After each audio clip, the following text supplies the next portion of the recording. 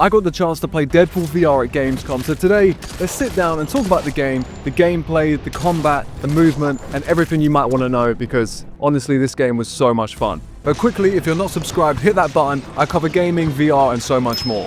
So I was lucky enough to be at Gamescom in Germany and get hands-on with Deadpool VR at the MetaQuest booth. So I strapped on the headset and dove into what is now my most anticipated VR game of the year. You spawn in as Deadpool, and one of the first things you see is your arm growing back from baby to normal size, and it was one of the creepiest and coolest things I've seen in the headset in a long while. There's a new voice for Deadpool this time, who is Neil Patrick Harris, and straight off the bat, he plays Deadpool perfectly. I didn't find myself missing Ryan Reynolds at all, and honestly, some of the lines in this game are absolutely insane.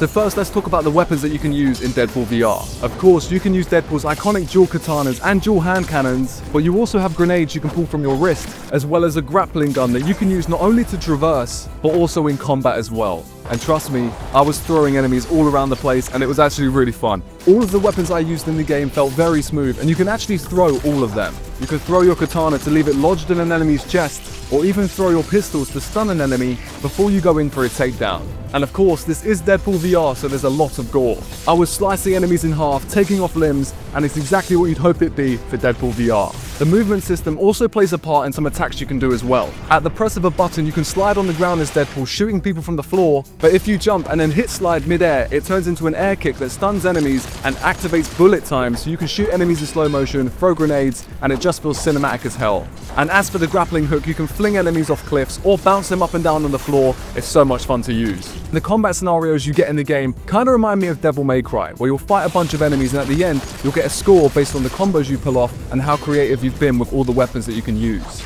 You'll also find weapon chests throughout these arenas, and I used a shotgun, SMGs, and a bow and arrow to name a few.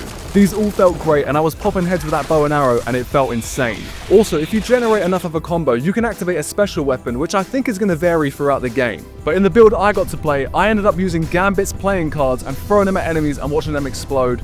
I feel like the crossovers we're going to get in this game are going to be insanely cool. As for collectibles, you can collect classic Deadpool comics throughout the game, and you'll get to see all the art of these comics pop up in front of your eyes as you find them. I feel like it's a nice touch adding the history of Deadpool to Deadpool VR. I played around 30 minutes of the demo, but everyone on the booth said that I was the fastest to complete the demo out of everyone at Gamescom, and that I could even beat the developer's time, which I don't know about that one. But yeah man, Deadpool VR was awesome, and I can't wait to play the full game on November 18th. So yeah, let me know what you think of my first impressions of Deadpool VR, and make sure you hit subscribe so you can see some full gameplay when the game launches. Thanks so much for watching guys, I'll see you in the next one. Peace.